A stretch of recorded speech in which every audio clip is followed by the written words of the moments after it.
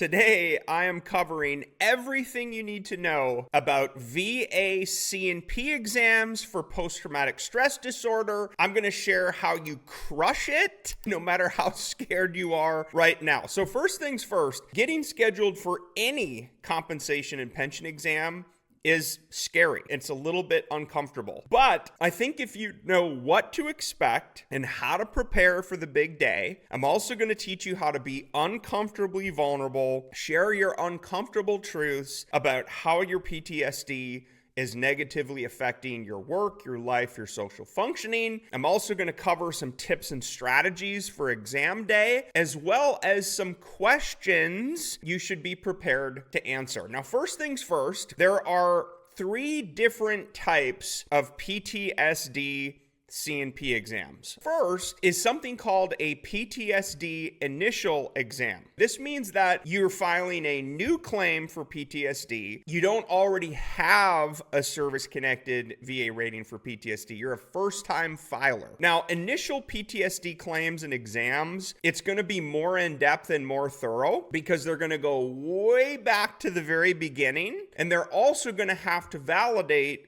something called your PTSD stressor event. Now, the VA has a new form for that you need to fill out and upload with your claim. It's the VA form 21-0781. That's your stressor statement for post-traumatic stress disorder. Now, again, PTSD initial exams, it covers both combat and non-combat related PTSD claims. The second type of PTSD C&P exam is something called a PTSD review exam. This means you already have a VA disability rating for PTSD, but you've requested an increase. Now, sometimes you're going to get popped for a review exam within the first 5 years of having your initial PTSD rating because you're being reevaluated. It's called a routine future evaluation. The third type is a PTSD personal trauma exam. It's the same general thing. It's a PTSD exam, but the stressor event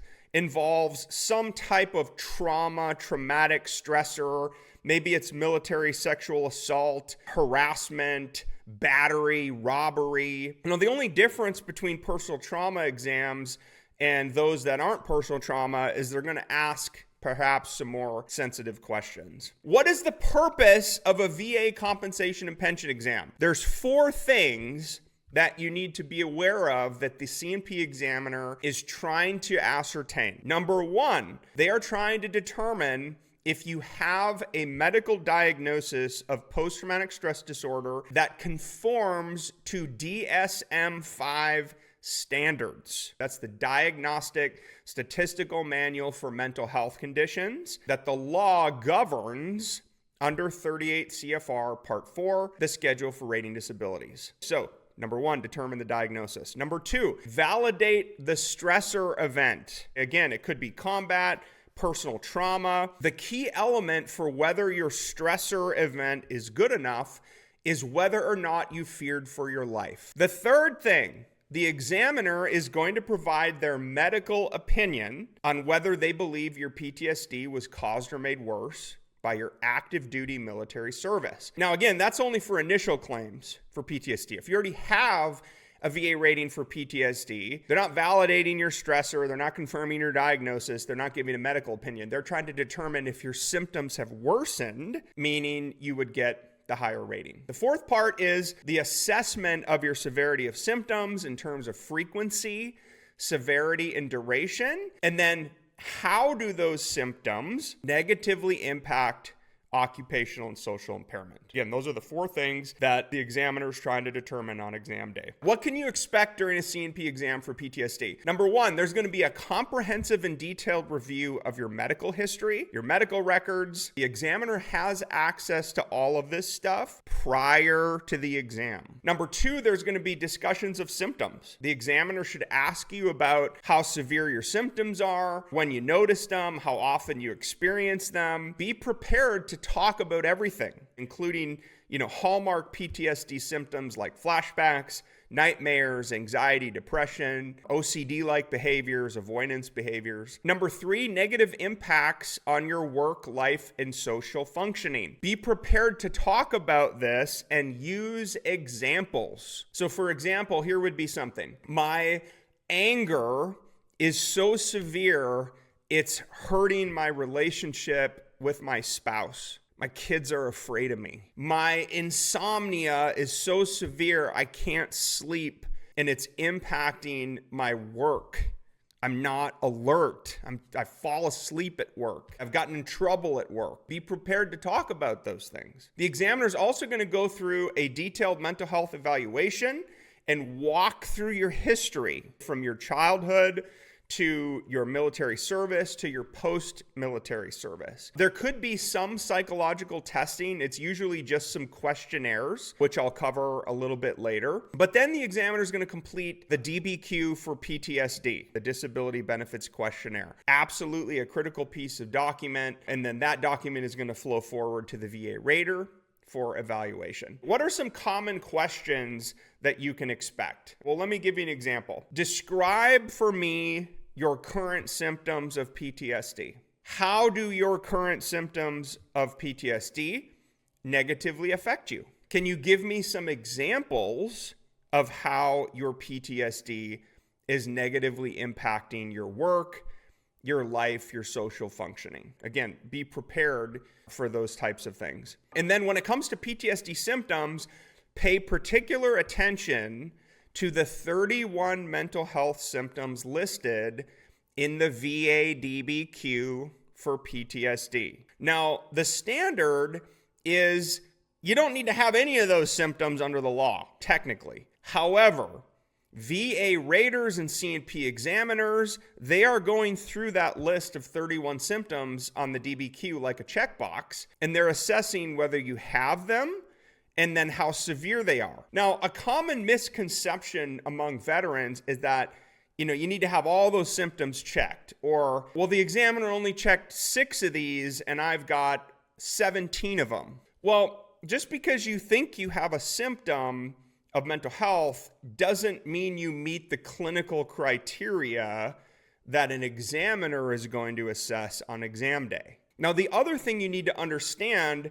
is the number of symptoms checked on the PTSD DBQ does not correspond directly to a VA rating. What matters is the severity of symptoms that are checked. Let me give you an example. I've seen a veteran have 12 of the 31 symptoms checked, and they got a 30% rating for PTSD. I've seen a veteran with 4 of the symptoms checked who got a 100% rating for PTSD. The difference is the severity of the symptoms that are checked. So go review that and have a general understanding of where you fall. Now, some tips.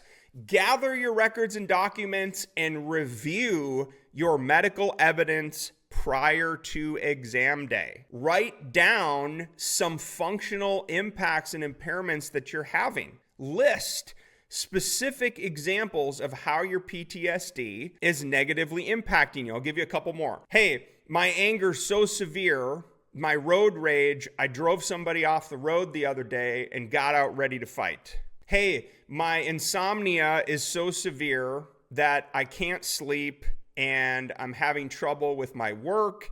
I'm falling asleep at work. I got written up for poor performance. Maybe your OCD-like behaviors are keeping you up at night. You're constantly checking windows and doors. Maybe you don't want to leave your home. Maybe literally your PTSD is so severe you don't want to leave your house. Maybe every time you go to a restaurant, you have to sit with your back to the exit so you can see who's coming and going. Maybe you're constantly suspicious of everyone. Maybe your anxiety is so severe that you can't be out in crowds anymore, and it's impacting your ability to function in daily life. These are things that are very real, okay? By the way, these are things that affect me, so I can share these things with you, but you need to be prepared to tell your true story, and you need to be uncomfortably vulnerable to talk about how your PTSD is negatively impacting you. I also think you should review the DBQ for PTSD, the Disability Benefits Questionnaire, so you know. You can bring somebody with you. I get asked this a lot, Brian, can I bring somebody with me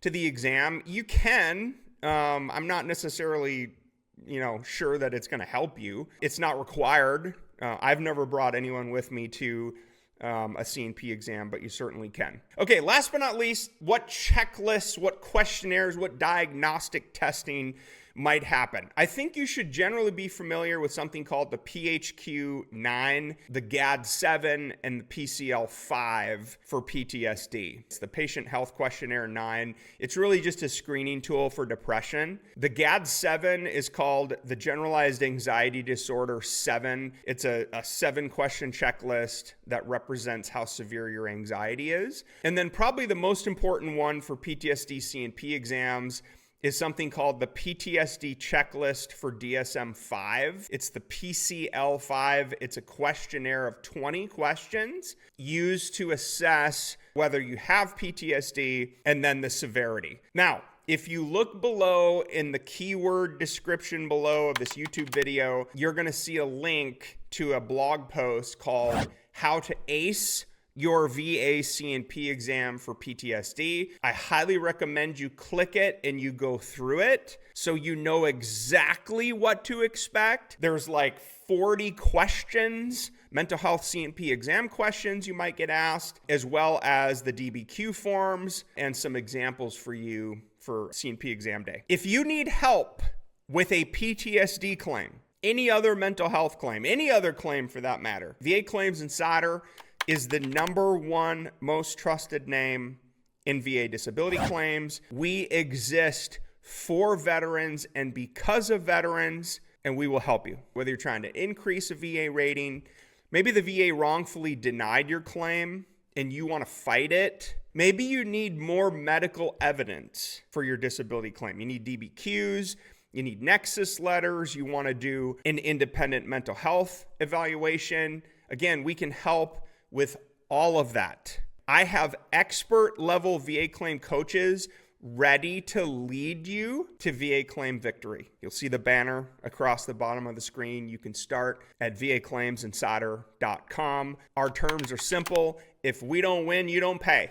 We got skin in the game every step of the way. We're in the trenches with you, taking grenades. We will help you punch the VA in the face and fight a fair fight. Because we know these are your rightfully earned VA disability benefits. Can't wait to help you change your life, fellow vets. I hope you enjoyed this video. Please give it a like, a comment, and a share. I love you. God bless you. Thank you for your service and your sacrifice to our country. Be Reese out from Austin, Texas. Talk soon.